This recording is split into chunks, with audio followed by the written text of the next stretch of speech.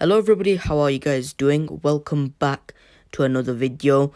We have a lot of things to cover today, but please do follow my Twitter and Instagram that are on your screen right now. It is obviously at bluemedia_FC. I don't know if they spy me, but if it's happened, so they know me, so it's not necessary to spy me. So let's start it. This is my Premier League prediction.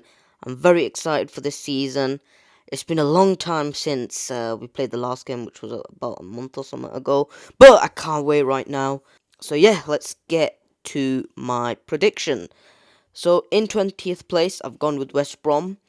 I just don't think they've got a squad strong enough for the Premier League. I think they're just one of those teams that are just going to do awful, finish with about 20 points or something. They're my 20th place team. Now, joining them will be Fulham. I think same situation like West Brom. I don't think they've got the quality of being a Premier League team, and I just think they're just going to get relegated alongside West Brom. Now, this one might be a kind of shocker. Maybe, maybe not. But I'm predicting West Ham United to join them. I think West Ham have been awful everywhere. The club's in a mess. Fans are not liking the owners. Situation with their captain, disagreements over transfers and stuff like that. So I just think they're just going to go rock bottom. I think just gone, relegated. They've always been looming around there, and I think this year is the year that they're just going to go down. In 17th, 16th and 15th place, I've gone with Villa, Newcastle United and Crystal Palace. I think those three teams are going to be the three teams that fight out for relegation, and I think they're just about going to survive. Again, they've not really done much. I guess Newcastle have brought in a few players. Aston Villa bought in the Brentford striker, but I don't think it's going to be enough. I think they are going to struggle, but I don't think they're going to get relegated. I think they'll just about survive. So in 14th place, I've gone with Brighton. Brighton, they've got a decent right back in Tariq Lamptey. They've also got Liverpool's ex-player Adam Lallana. So they've got two decent players. I don't think they're going to be finishing in the top half or above 14th place. I think 14th place is somewhere nice for Brighton. Now in 13th place, I've gone with Sheffield United. I don't think they're going to have the same season they had last season. I think Henderson was very, very key to Chris Wilder's team. But I don't think they're going to hit rock bottom. I think they will just not be as good this season. So I think they will finish around 13th. And in 12th place, I've put Burnley. I think, again, Burnley, they're not going to... I think with Sean Dyche, he's overachieved with this squad. And I don't know, for some reason, Burnley are that team that everyone hates because they play good sometimes, and sometimes they're just awful.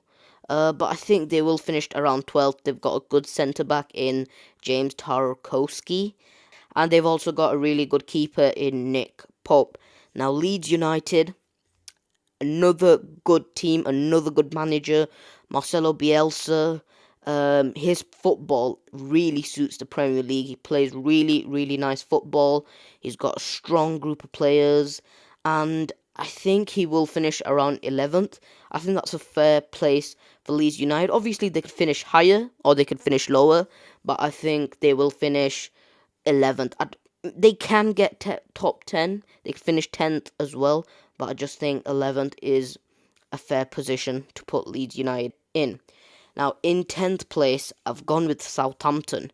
I think Southampton, they're a good team. They're a good team. They're not an amazing team, but they're a good team. I think with Danny Ings, is going to carry on his momentum, scoring goals.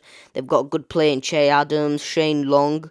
Last season, when they lost against 9-0 against Leicester, they were around 18th, 19th.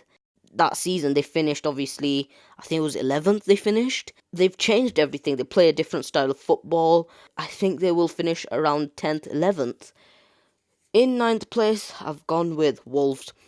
I think Wolves are going to have a good season, but I don't think it's going to be a season for them finishing above 7th. I think the competition this year is strong, so I do see them finishing 9th. I'm excited to watch this Wolves team. They're going to be playing without Doherty, who's very key to Nuno's team, and they've also brought in the Portuguese wonder kid Fabio Silva.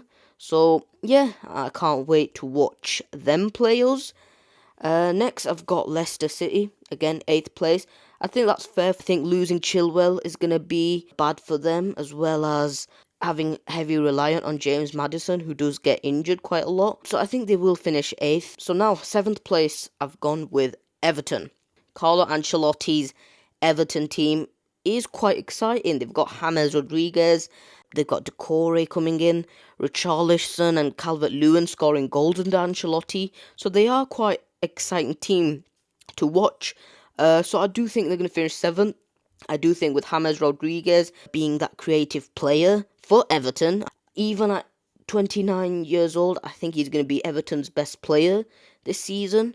And I think Everton will make it for European football. Now, in 6th place, Europa League spot, I've put in Arsenal. I don't think Arsenal have the consistency to be challenging for the top 4. I think they do have a good team. They've got Aubameyang, who I think is going to be winning the Golden Boot this season, scoring goals everywhere. They've got Bukayo Saka, who's a good player. They don't have the squad to be finishing top 4. I think they still going to make mistakes. I think they are going to be inconsistent. I can see them losing points that they shouldn't be losing. So I think Arsenal are going to finish 6th, which, to be fair for Arsenal, is sort of an improvement, finishing 8th the last season. But I do think Mikel Arteta could still win a trophy or two, maybe the Carabao Cup, maybe the FA Cup, if City don't get to it first. I think they will finish 6th. I think Tottenham are going to finish 5th. Now, we can see Tottenham finish 4th as well, but I think this is how Tottenham's season is going to go. I think they're going to finish 5th, and then Tottenham are going to win the Europa League, which enables them to play Champions League football next season. I think Jose is going to prioritise that Europa League title. Jose is a manager that wins trophies wherever he goes, and being with Tottenham, Jose doesn't have that sort of pressure winning the league. So I think that's going to put a lot of pressure off Jose, because his sort of mission now is to win any trophies. Tottenham fans wouldn't mind anything, whether it's the Carabao Cup or whether it's the FA Cup or Europa League. Tottenham fans just want a trophy, so I don't think he has a big pressure on challenging for the league or challenging, well, he's not even in the Champions League. So yeah, I think they'll finish 5th, and I think United will finish 4th. They've got Donny van der Beek who's coming in, but I don't see United challenging. I don't think they've still got the squad to challenge for the league. I think their defence is still a bit questionable. I think they needed another centre-back to partner alongside Maguire and Laporte, and I think they needed another left-back. I don't think Brandon Williams is very good playing at left-back, and I think they just need cover for CDM. I don't think McTominay is that sort of CDM. I think Matic is good, but I think they need another player to replace Matic, because Matic is old now. I think if they brought in Jadon Sancho, I think top 4 is secured for them. But if they've not brought in Jadon Sancho, then I think they'll just about get top 4 or finish 5th. Which, yeah, so it's interesting for Man United. Now, 3rd place, I've gone with Chelsea.